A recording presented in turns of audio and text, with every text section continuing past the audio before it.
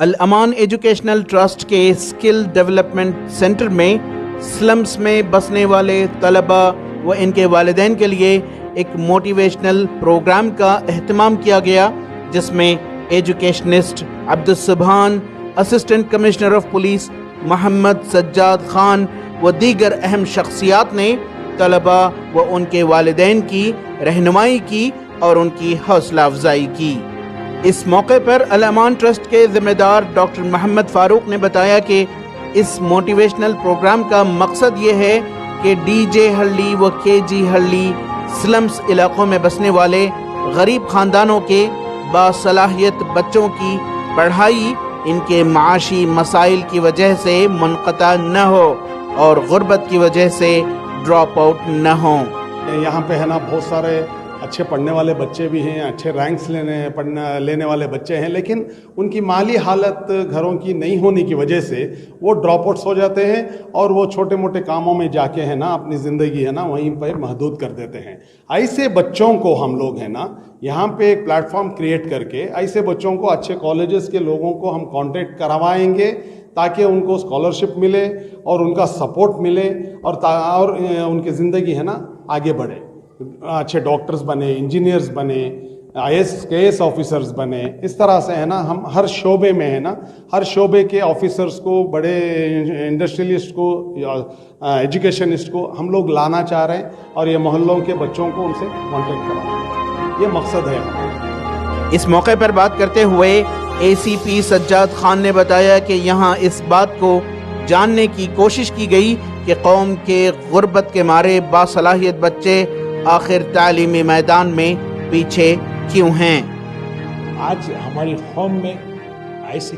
بچے کیوں آگے نہیں آ رہے، ان میں کیا پرابلم ہے کہ یہ جو ڈی جی ایل کے جی ایل ایریا ہے یہاں پہ سلم ایریاز ہیں، غربت بہت ہے۔ تو اس غربت کے ساتھ ساتھ اسے امپروو کیسے کر سکتے ہیں؟ علم پرٹیکولرلی یہ جو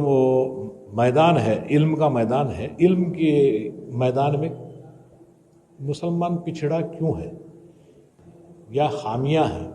جو ہم لوگ ڈسکس کر کے ان سے بات چیت کر کے ان کو دور کر کے آگے آنے والے دور میں ان بچوں کو ہم علم یافتہ، تعلیم یافتہ بنانے کے سوچ کے حساب سے یہ آج اسکلڈ ٹریننگ پروگرام کے ساتھ ساتھ یہ موٹیویشن پروگرام کیے تھے ماشاءاللہ۔ اپنے خطاب میں ماہر تعلیم فیلکن انسٹیٹیوشنز کے ڈائریکٹر عبدالسبحان نے بچوں کو سیکھ دی کہ وہ کیسے اونچے خواب دیکھیں اور ان کی تعبیر کے لیے جد و جہد کریں۔ اس قوم کی ملت کی سب سے بڑی ضرورت ہے ہمارے بچوں کے اندر وہ فکر پیدا کرنا، وہ موٹیویشن ان کے زندگی کے اندر دینا کہ وہ کیوں اپنی زندگی میں پڑھیں تو کیوں پڑھیں،